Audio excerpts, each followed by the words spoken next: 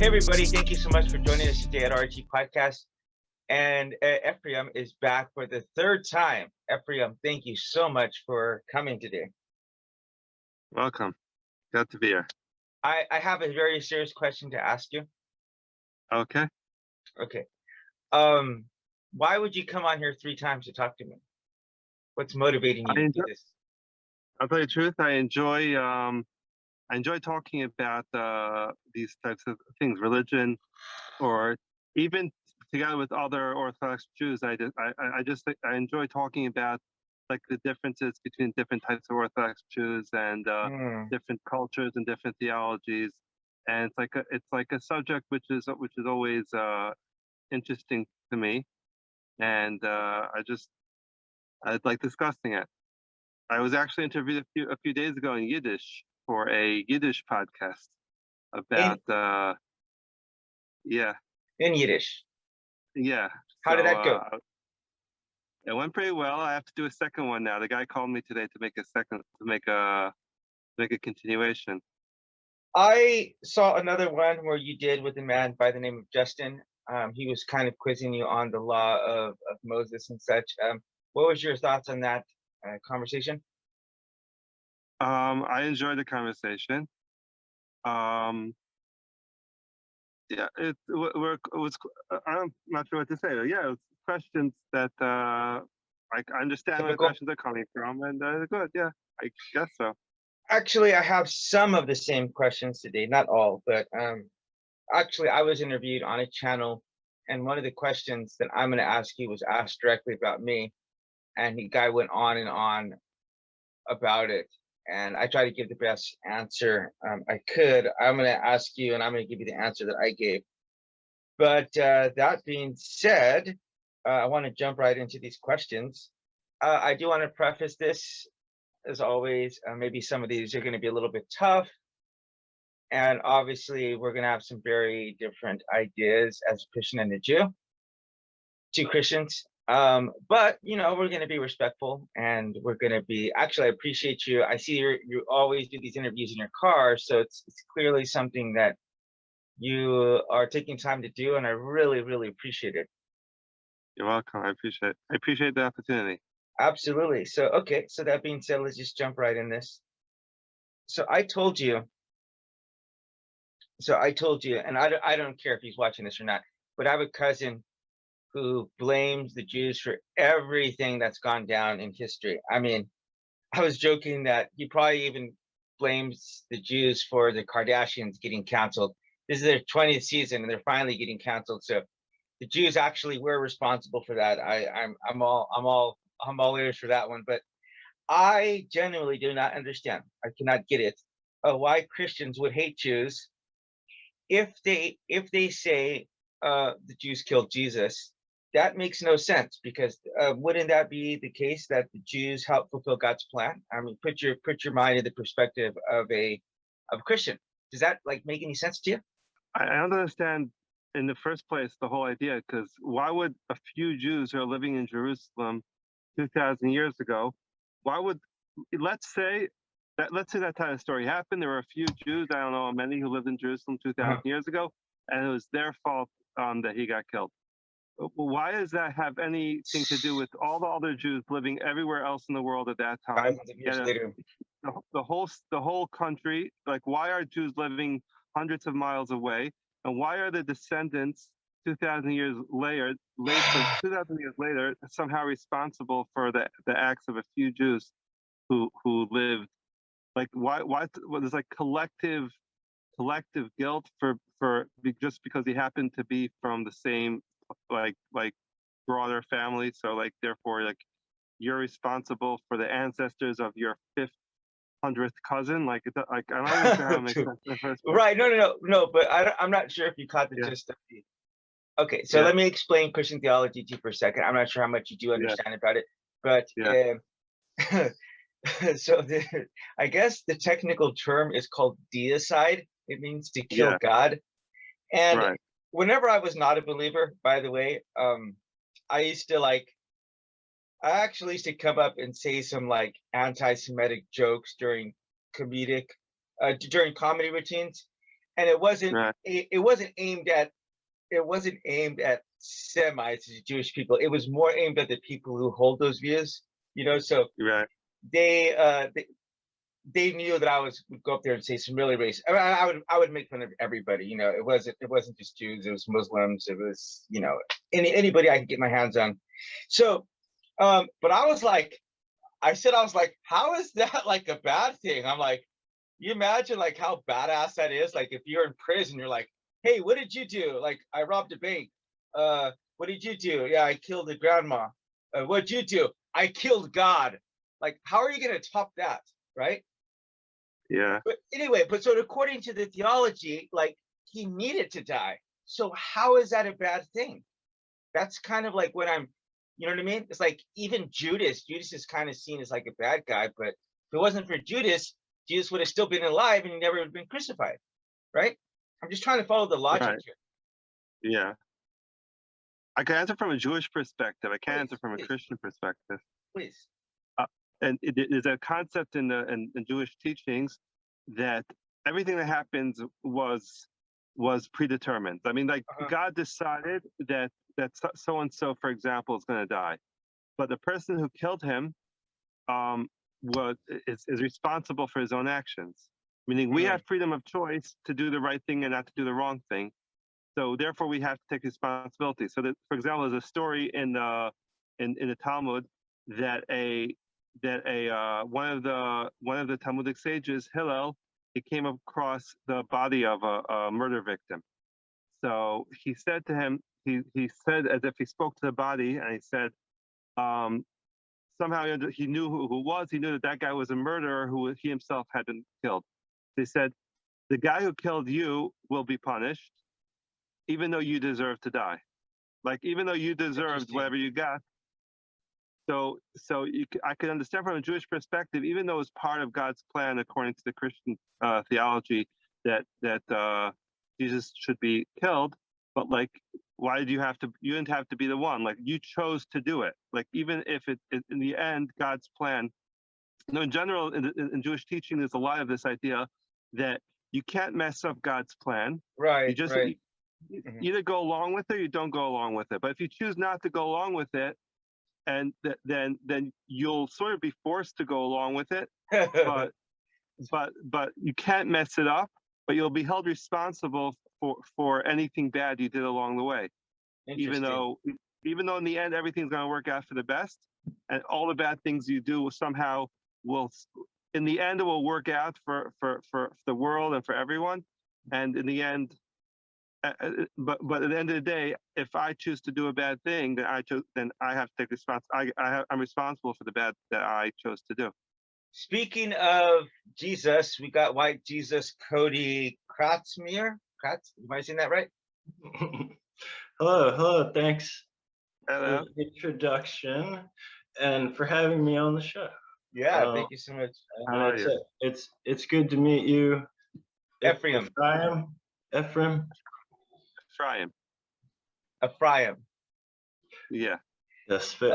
So we got some questions. I think we're both believers here, so we are going to ask you some questions from a Christian perspective. Okay. Actually, I want to ask you one more. I'm sure you're familiar with Messianic Jews.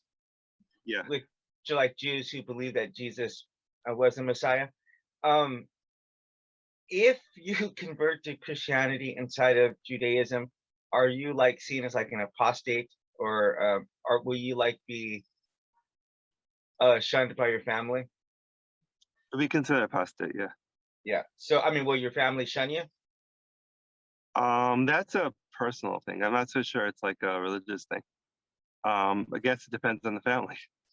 Any chance you saw the movie The Wedding? No, not The Wedding Singer. That's Adam Sandler, who is also a Jew. He throws around his Jewishism a lot. No, not The Wedding Singer. The Jazz Singer. The Jazz Singer. I didn't see it, but I know the story. Neil Diamond. He comes to America, and he forsakes like his Jewish roots, and then he becomes a singer. It's like his dad just owns him as a result of that. But all right, Cody. Just a comment. You look very Hasidic. I put a yarmulke on you. You would look very Hasidic. I think he looks like Jesus, but of course, I'm seeing him as a Jesus. You're seeing him as a I like to bring up every time someone brings up the image of Jesus, I always have to say something about the history of the white Jesus concept with the Vatican and the burning of the images of the Middle Eastern Jesus image and all the iconography. And so I'm like, right. what are you talking about? Right. What is Hasidic Judaism amongst other maybe Orthodox traditions or the different Jewish sects? How would you distinguish your set of Right. beliefs? And hold on, because you've said many times like Hasidic. Is that like Hasidic is referring to Hasidic? Is that right? Hasidim, in Hebrew we call it, Hebrew and Yiddish it's called Hasidim, or Hasidish is like someone who is a Hasid is Hasidish, and he belongs to Hasidus because he's a Hasid. That's the word. So in you don't. English, I think. No, good. So I would refer to you as a Hasidic Jew. Is that correct? In English, I think it's called Hasidic. Yeah. Okay. Good. At least we're on that page. Okay. What does the word mean, a Hasidus or any of them? Okay, so Orthodox Jews is an umbrella term for all Jews that believe that the Torah teachings are relevant today in the same way they were relevant for thousands of years. Hasidus is a movement. It was established around the 1730s, which is very interesting. If you know your American history, the Christian Great Awakening in America also happened in the 1734, 1736. Around the same time as the Christian Great Awakening, there was a Jewish Great Awakening happening in Eastern Europe, which the focus up until then amongst Jews, Orthodox Jews, was mainly on studying the Talmud and studying halacha, which is Jewish law, and less on the experiential part of being the religious experience, like feeling God and feeling cleaving to God in like a experiential way, and so it became a movement which was like became more, I guess, like an 18th century version of being hippie-ish, but like imagine like what it would mean in the Ukraine or in Poland, and like more charismatic leaders, which were much more into enthusiastic prayer instead of just like reciting the prayers, like to scream out the prayers, or a lot of dancing and singing and like charismatic sects. Wow, I didn't realize you had those charismatics in Judaism as well. But okay, I have another question for you. Sorry, was that the end of that? Yeah, it was good. Okay. Yeah. What did you think about Donald Trump moving the embassy, and also Donald Trump in general? Like, what was the general consensus of him in Israel? So it's my personal feeling, and it's what most people in Israel. In general, in Israel, it's probably the same as America. If you're on the right, then you liked him. If you're on the left, you didn't like him. That more or less. That's basically how it's split.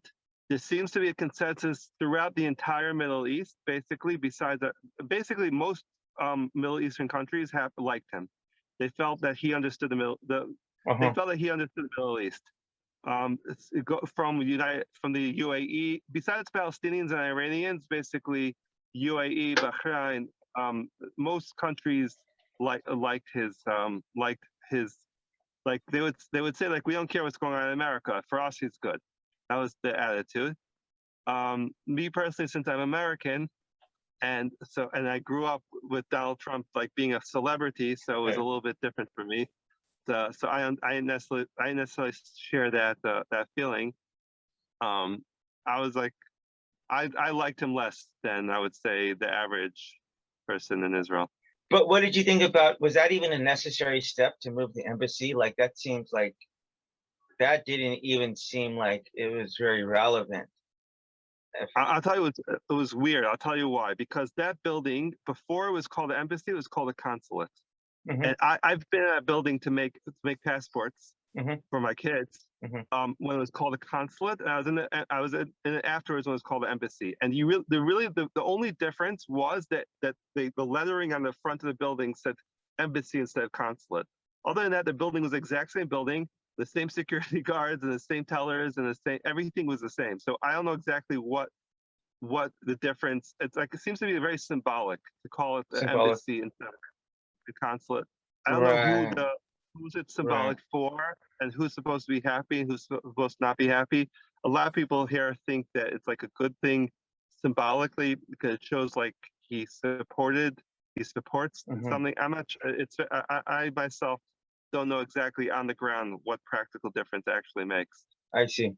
Mystifying to me, but not so much. And I guess it ties into the whole celebrity idea that, you know, everything is supposed to be symbolic and supposed to be in some way, and even if you're just thinking about it and figuring it out, it's got your attention, right?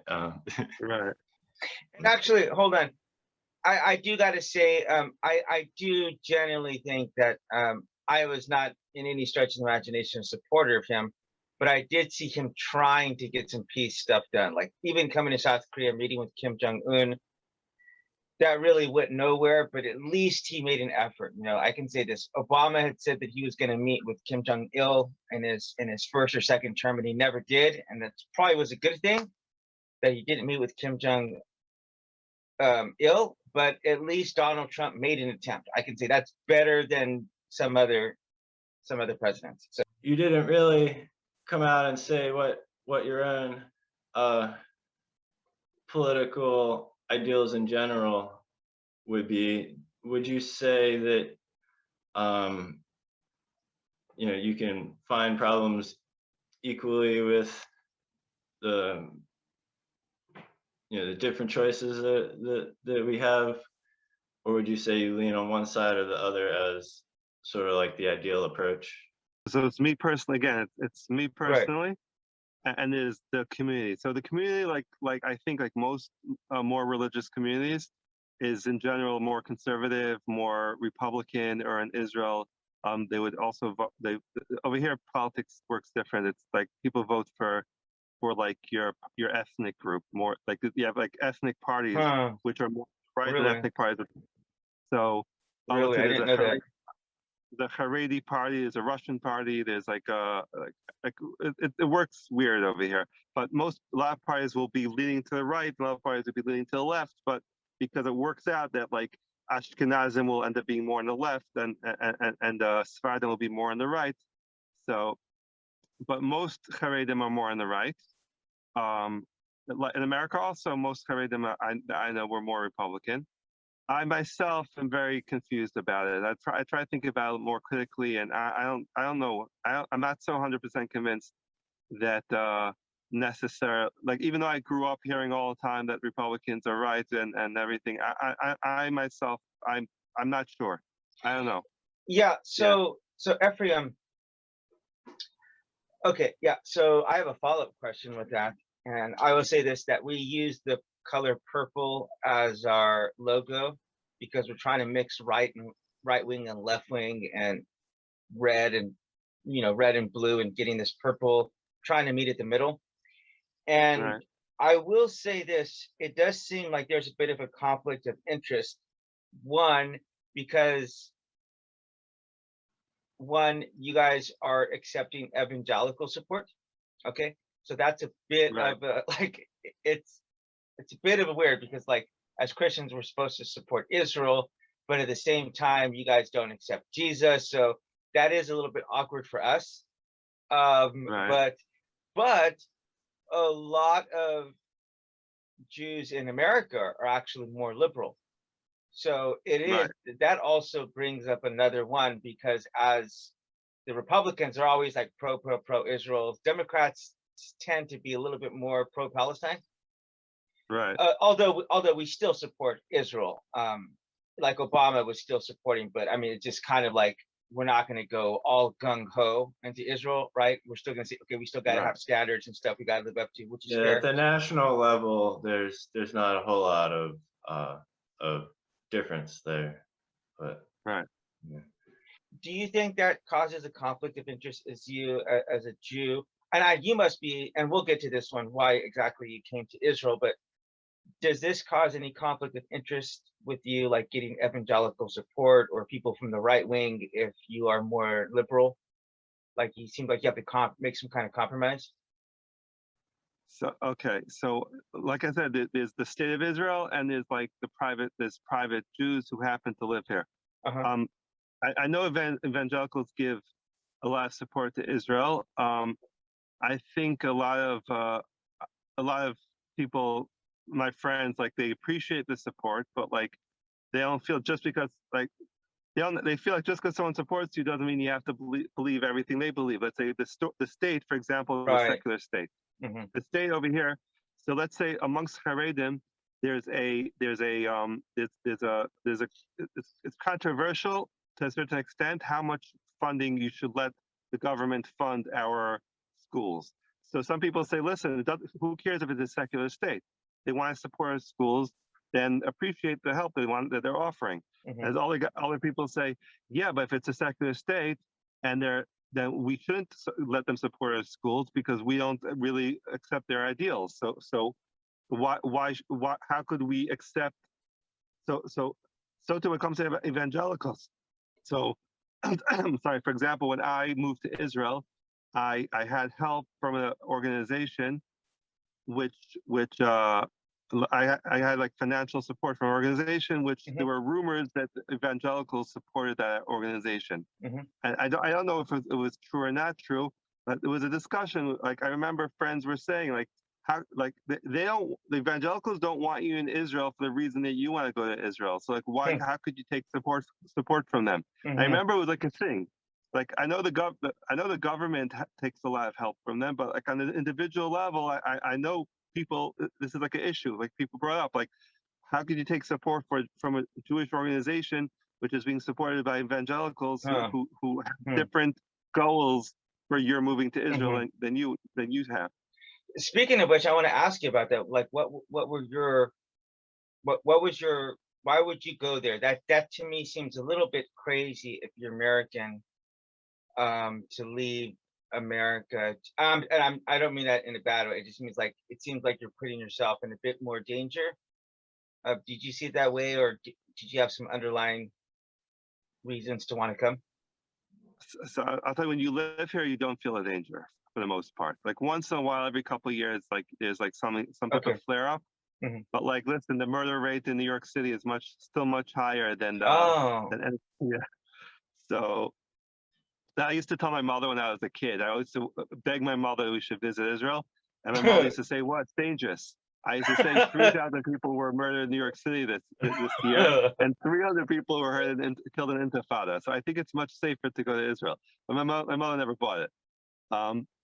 About Israel. So okay, so like I said last time, there's the state of Israel and there's the land of Israel. So the land for Jews has always been, we always called it Israel. Like if you look at any Jewish book written for the past 2,000 years, the land, even if who didn't make a difference who was the government, if it was there was at one point a Christian, the Crusaders had the kingdom of Jerusalem for a few hundred years.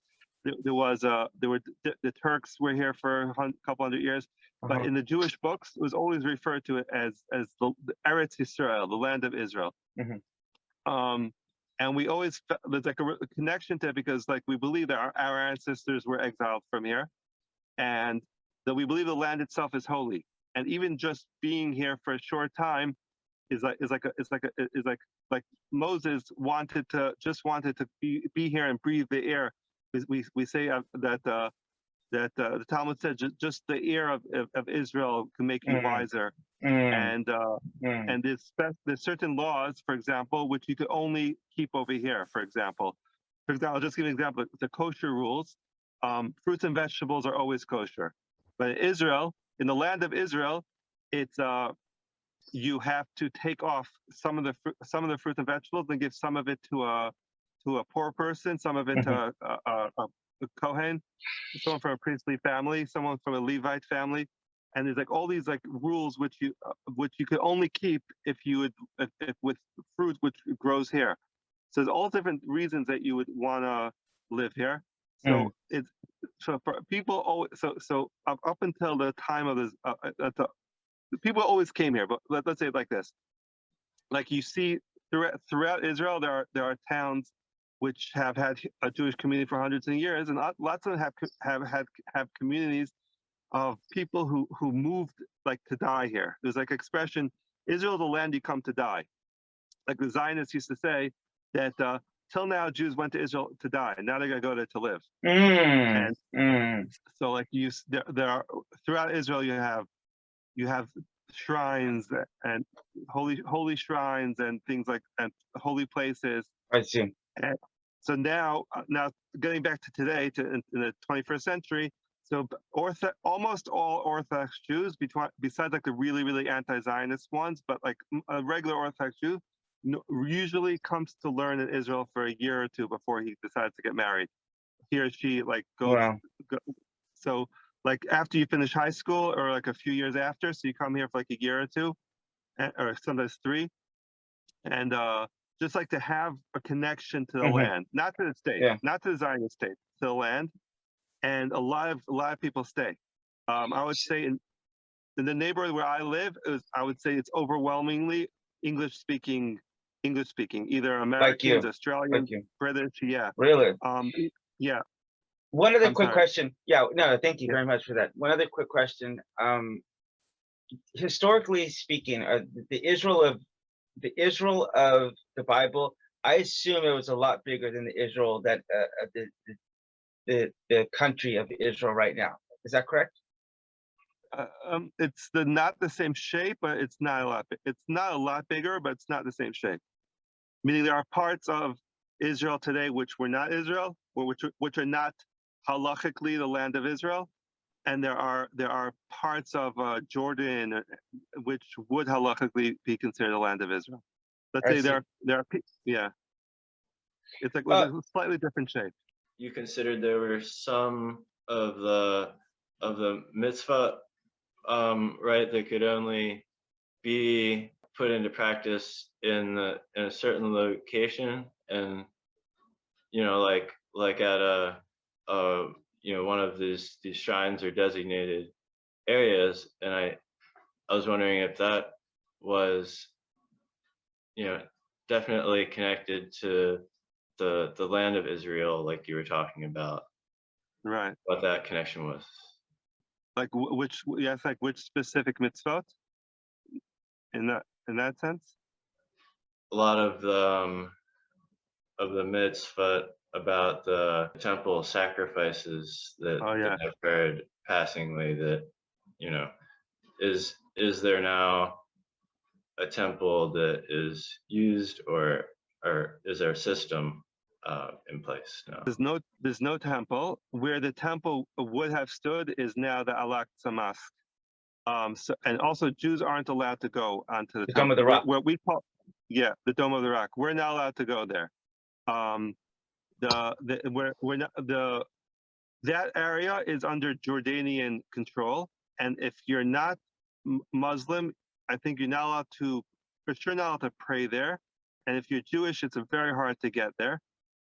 And like, if you like, I think like somehow you could get in, like there's some weird way you could get in, but if they catch you praying over there, you get into a lot of trouble or something. So basically, it's off limits. Most Orthodox Jews just like say forget about it, and like they say like you can't even. They say like you can't even go there because like we're ritually impure. So the whole idea of a temple is like off limits for us. The closest thing we get to the temple is the Western Wall. There's like a wall around the Temple Mount, which people go there to pray, as if like that's the closest we could get to the holiest place on earth. Now about sacrifices, so if there's no temple, there's no sacrifices. But as I was telling Isaiah the first time we spoke, prayer replaces sacrifice. We pray 3 times a day. The prayer that we pray 3 times a day is is the replacement for the sacrifices which were offered. The morning prayers instead of the morning sacrifice, the afternoon prayers is instead of the afternoon sacrifice, and whatever was supposed to have been accomplished through the sacrifices are accomplished through prayer. So I got a follow-up question with that. Why would God ordain sacrifices to start off with rather than just going directly to prayer? Because I mean, if you're reading through the Old Testament, it seems pretty disturbing. Like some of the stuff, like they removed the entails and cut off the head of one and squirt the blood on the. I mean, it's like, God, that just seems like disgusting. So, are you a vegetarian? No, I'm not. I'm not. It's just some of the stuff is like they're cut it in half and then line up the intestines. I mean, just like, what the heck? It sounds honestly like satanic. I mean, and then you have a barbecue. Oh, well, if you're having a bar, if you're eating it, right, that makes sense. But some of the stuff just seemed a little over the top, is what I'm saying. So, so there's two answers. So first of all, there's a more philosophical answer, which I'll say first. The more philosophical answer is like Maimonides' answer, which is that this whole idea of that when God first took the Israelites, the Hebrews, he took them out of a pagan society, and he couldn't wean them off of paganism in a snap. So first he had to allow them to certain pagan practices in order to but to do it like a kosher way, in order to, like, till now, like everyone, they were living in the ancient in Egypt and Canaan, that was everyone around them was offering animal sacrifices to all their pagan gods. And if you would come straight out and say, everyone stop this, then it would have been too hard for them. Like, what do you mean? Like, everyone sacrifices, like, we're not going to sacrifice. Right. So after hundreds of years of living under God, then they were ready for the next step of of going straight to prayer. The more Haredi way of understanding it is that like, you somehow make this a disconnect in your head. Like, it's hard for me to explain it. Like that, like, yeah, there was a purpose for it, and for sure there's like a lot of holy things in there, and we don't know why God wanted that, but obviously it was important because he wouldn't have given such detailed instructions, and like we don't do it anymore, and like I don't know. And we actually still study the rules of it. Actually, the Talmud, there's a study program that you learn a folio, which means 2 pages of 1 page, which 2 pages of Talmud a day, which is like 2 sides of a page of Talmud a day, and you take around 7.5 years to finish it. So the part which everyone's learning these days is about the Yom Kippur sacrifices. So like you're talking about like spritzing blood, and that's exactly what we're reading about, like taking the blood from the. So it's on most Orthodox Jews that you'll meet today. That's on their head. They're thinking right now, okay, so he took the cow, and he took the blood, and so even though we don't keep it anymore, but we still study it, like to know it, like. Thank you. So I kind of believe in as a Christian, I kind of believe like in a progressive revelation. For example, one of the things people come back and they say like it's about like the homosexuality and putting people to death, and like that's really troubling. Well, it's like I don't really know that for sure why that would be ordained at the time and why it's not now, but one of the things I would think, if I'm just like thinking, if I'm just spitballing, is that when you have a population that's still very that needs to grow, if a lot of people start going to homosexuality, then that might cause problems with your population, and that's just kind of the only thing that really makes sense. I don't know, that does cause me some conflict of interest as a believer now, because on one hand, I definitely do think that it's a sin. But on the other hand, it's like I do realize that I know a lot of gay people who were just born that way. It wasn't anything that they're trying to do to be rebellious or anything like that. They hate. In fact, I know a lot of gay people who hate the fact that they're gay. They don't like it. It's not like something that they choose. But Speaking of something that's a little bit difficult to understand, the beef with Muslims, that the beef that Jews have with Muslims seems to go back to this divide between with Abraham and Isaac, right, and his son Ishmael. And so that situation kind of comes about because God is, he doesn't just give him the son immediately. And so Abraham goes and he tries to do it himself, like literally. And so he gets his slave girl pregnant. And but then God says later on, like he says, like, I'm going to make a great nation out of this, out of these people. So it's like, I'm not sure if he really understood like the kind of problem that was going to cause later on. So like, what are your thoughts on that? Like, it seems like God kind of like set the foundation for the beef. Do you agree with that? In a certain sense, I guess in Jewish mythology, there's a concept that that Ishmael is like Islam, and Esav, I'm not sure how you pronounce it in Hebrew. Esau is like represent. No, Isaac had two sons. In Hebrew, we call him Yaakov and Esav. I think we call him Jacob and Jacob and Esau. So right. we call him Esav. So the concept that Esav represents like Europe and Rome and Christians, and Ishmael represents, and it's like a certain like balance. Like I don't really know so much offhand, but it's like a concept like this, like the more to the west and more to the east, and like Jacob is like the balance, and between Islam and Christianity.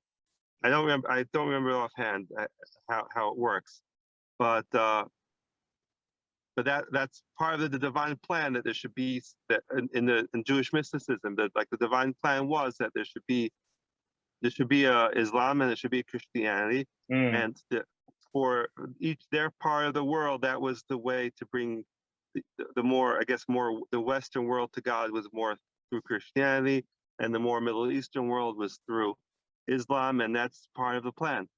And it's wow. So on your theology, you're saying that God is even working through Muslims and through Christians? Am I right? Yeah, Maimonides speaks about it, that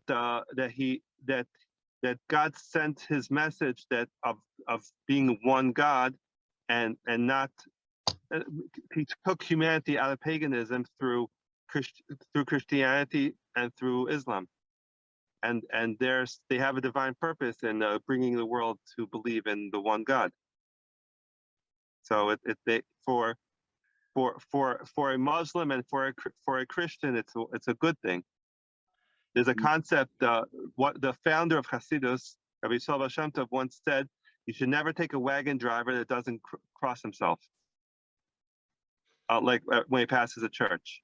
Like Catholics or Orthodox Christians, maybe, I don't know who, maybe Protestants also do. They cross themselves. They can make like a sign of the cross. Okay. Yeah. He says you shouldn't take a wagon driver who doesn't cross himself when he passes a church. Why? Oh, okay. Why? He's saying is if he's a Christian that doesn't that he says like the Baal Shem Tov was saying, as a Jew, you should only trust a Christian who would cross himself. You know, you get what I'm saying? Like it's a sign that he's religious. Like, I don't know, maybe Protestants don't cross. Yeah. But you also said that they'd be considered an apostate if they converted to Christianity and maybe even disowned by their family. So how do you square that? So how do you square that? Because so there's a Jew, like I said, like I explained last time, we as Jews we don't view ourselves as a religion. We view ourselves as a family that has special rules. So for us, to believe in the Christian theology, we would say it goes against our theology. For example, to believe in the Trinity, for us, we would say we have to believe in the one God in all his unity, with nothing which takes away from his unity and nothing which takes away from his incorporeality. But for someone who's not Jewish, we would say the fact that he believes in God is enough. He doesn't have to believe perfectly and with. So I understand Muslims do think that everyone has to believe in God in a perfect unity, and that's why Muslims don't whatever. But we would say, like, no, as long as you believe in God, you don't have to believe in him in the most perfect sense. But if you're Jewish, you do. We expect more from our own. I see. I can introduce my own belief system in that I see myself as kind of a religious universalist, and what you said about, you know, sort of the Christianity on the one hand and the Islam on the other hand, and Judaism kind of representing a balance of these, is kind of the idea that brought me back to religion in the first place, after I just said, you know, I don't want to think about it, I don't want to worry about it for, you know, a few years. So I just have to say that resonated with me, in that I can find, you know, obvious problems with the Christianity that we've seen historically, and, you know, obvious problems with Islam, in that, you know, Judaism doesn't have the same history of bloodshed or conquest and the same means of misusing the religious message. So I just thought I would say that. Thank you for that. Do you have a response to that? No, Okay. I resonate. Then I have one last question. Why would God ask Abraham to kill Isaac? That seems, if you're a father, like a sadistic thing to do. Even if you don't go through with it, it seems like you would traumatize that kid no matter what. And I got asked that question, and they grilled me on it. So what is your thoughts on that? Well, in Jewish tradition, Isaac was 38 years old when that happened. He wasn't a child. I'm 37. So, but it was a test for both of them to see if both of them are going to. Oh my God! Are you serious? Wow! You know what? He's 30. Oh my God! You know what? To listen to his dad. You know. No, you know what? Some things is like you know, some people criticize the Noah's Ark and like, well, how could you put all these big animals? Yeah, these big lions, they'd kill everything. I'm like, dude, if I was Noah, man, I had to take some lions on there, man. I'd go and steal some cubs. You know what I mean? I'd take some baby giraffes that just got born. I'd steal them from their moms. Like, you're assuming these things that, you know, you're assuming these things from the Bible that, I don't know. Like, I would say there's no advantage to it, only if you're not creative. Yeah. That makes sense. Do you I don't know, maybe you can answer me this real quick. Do you believe, do the Jews believe in a literal flood of the entire earth for like an entire year? Or is it like a regional thing? They believe in what? One more time? In a flood of the whole world, or was it just regional? Orthodox Jews, for the most part, believe it was over the entire earth. So do they don't have a problem trying to square like how the animals got redistributed, or that the fact that there were other societies still living at that time? Like that isn't.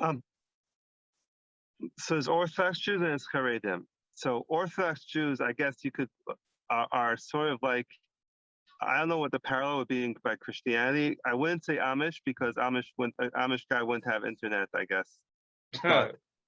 But it's Haredim are very, very. What's the word for it? Like, we don't care to grapple with these things. It's like if this person on his own has a question and he wants to figure himself out, that's like his own private thing. But for better or for worse, and there's conversation amongst some Haredim if it's better or if it's worse. Haredim just like don't care about these questions. It's like these scientific questions are like, okay, like if you need to deal with it and then go deal with it. But it's not like yeah. But you also believe that these attitudes are found in the Torah and the Talmud to instruct you to have the experiential and less, factual concerns. So when I went into okay, hold on. First, just a light question, real quick. Why do a lot of the Jews only wear black and white? Like, what's up with that? Can't you do pink or some red every now and again? It's okay. So there's Hasidim and there's Haredim. So Hasidim are the Orthodox Jews who are more experiential, and they belong to a larger group called Haredim, which are another subgroup of Orthodox. So Haredim believe that in order to remain Orthodox Jews, we need to make like a sort of like a separate culture, separate from the rest of the world. That culture will like sort of protect us to keep on being Orthodox Jews in the right way. So we sort of, it's not like anyone got up and said everyone should do this, but like the culture developed like very organically. So it became like a thing, like I guess like in like the 1920s or 30s, and everyone was wearing white shirts. So it just like became a thing, and it just like stayed like that. Or like the hats and jackets. Like so you could tell which Haredi group someone belongs to based on what type of hat he wears, what the jacket he wears, what the face he has. I could tell just from the way he wears his hat, what direction. I could tell you like where his ancestors came from and probably it's like very, very minute, and it's interesting for me at least. I understand not everybody grows out the sideburns like you do. So right. So mostly Hasidim do that, meaning Haredim who are not Hasidim will have their payas like this, and they'll cut it over here if they have it. They might not have it. If they have it, they goes like cut over here. It goes like something like that. There are other people who they have it long, but they put it under the yarmulke like that. Some will make it like this. They go like that. Yeah. There are Hasidim who go like this. Now it has to do with which Hasidic group you belong to, and basically you could tell if you wear your payas like this, you're probably from Poland. If you wear your payas like this, you're from Galicia. That's if you crazy. wore your payas like this, you're from Lithuania or from Belarus. Oh if you my don't God! Have it all, you're probably from Russia. I would be the worst Jew in the world, man. I would get kicked out of that religion so quickly. If it wasn't for eating bacon, it would be they're gonna be like. Actually, I kind of thought about it for a while. I'm like, I should really convert to Judaism just to get the yarmulke and cover up the bald spot that I had right here, man. But yeah, I don't think I could. I think you guys are a little bit too strict for me. But okay, so actually, this is the last thing I want to say, and you can just give me your opinion on this. Because I'm a Christian, but I do believe that we can learn from Buddhists, that we can learn from Muslims and Jews. And one of the things that I noticed while I was there is like people like really, like they were like in love with the Torah, like they just had a love for it. And I remember whenever it was getting time to turn the time for the Shabbat, people were rushing. You could see them. They had like their scrolls and everything, and you could see them checking the time. And I was like, wow, it's like they were zooming, darting past each other. They had the big old hats on. And I think I told you this, we were like dancing around, like, I mean, it was so much fun. But if I was getting ready to celebrate the Shabbat, I would be like, I would be going to, like, as a Christian, I'd be like, oh my God, no internet, no Kardashians, no The Bachelor. You know what I mean? I would be angry, especially because I got stuck. I didn't know this, but I took a bus out somewhere, and then I got stuck because they just stopped running all the buses. So things like that would just really, and it would really upset me. And then I went down to that area, and they had like a rock carved out, and the people were in there. And I remember this guy was like he was reading. He was like dancing. He was like, you know what I'm talking about? What he's doing? That he was like kind of like going like that, like back and forth. Like he was really into it. So I think we could definitely learn from the zealousness that is inside of Judaism, as it is actually even our roots. So I think there's definitely a lot for us Christians to learn. What do you think about that? By the way, can you just tell me what that is whenever they do that? Whenever they're like dance? I'm not sure. Was like this, like going like that. Yeah. He was kind of like going back and forth like that, but he was just kind of like, I mean, he was like in a groove. I mean, he was really, really into it. When we pray, we sway. All of us do it. Some of us do it more lightly.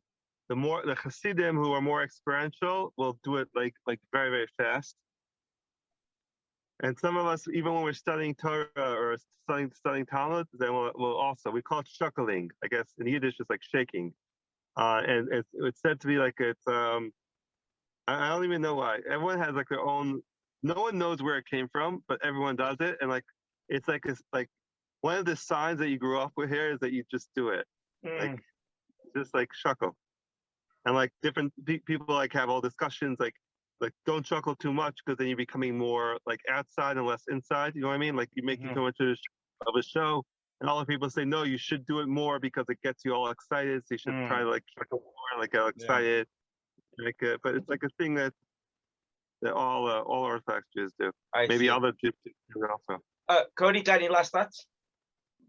Well, I was gonna say I recently heard a charismatic Christian pastor talking about the stages of prayer, and at a certain depth of prayer, it's common to experience the same kind of shaking. And I thought that was kind of an interesting case of convergent evolution of just the natural belief. But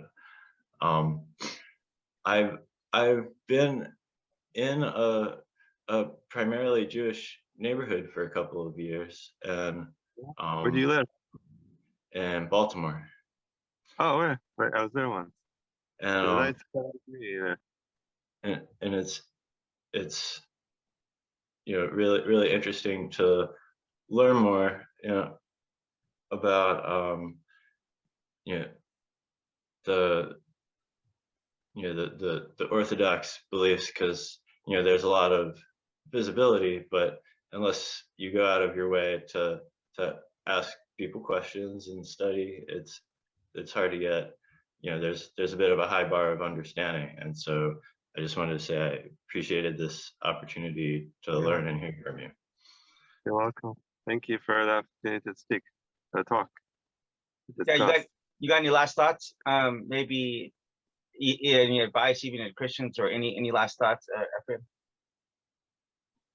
No, I appreciate the conversation. Thanks for the chance to speak with you guys. Yeah. So first of all, thank you very much. Second of all, I told you at the beginning about my cousin, and it's very disturbing for me because he is actually also a Christian. And like for me, it's not a matter so much about what you believe, like what you say you believe. To me, I'm much more, and I think God is too, is just much more impressed about the way you behave, the way you treat people. And so I think one of the biggest problems we can have as far as religiosity is thinking that you're defined by what you believe rather than what you do. And so for me, I've met good people from every religion, and I've met plenty of Christians who are horrible people. And I think what we need to strive to do is to humanize each other and really see at the end of the day that we're all trying to find God, and maybe some of us are at different stages in that journey. And the most compassionate, the kindest thing we can do is to try to look out for each other and try to help each other. And in the last 3 podcasts that we've done, we're going to do one more with the Muslim guy. We've saved the best one for last, Ephraim. So I hope you don't mind that one, because that one probably has the potential to cause the most problems. But so we've set up some good foundation here, though. But I've genuinely learned more in three hours talking to you than I have my entire life about Judaism. Literally, that's literally true. So I want to thank you for that. And I want to thank you all for joining us today at RHE Podcast. You can check out our website at www.rhepodcast. Look us up at Facebook or Instagram. And we thank you so much. And we look forward to hearing you back. We look forward to seeing you back at our next episode. Goodbye. Thank you.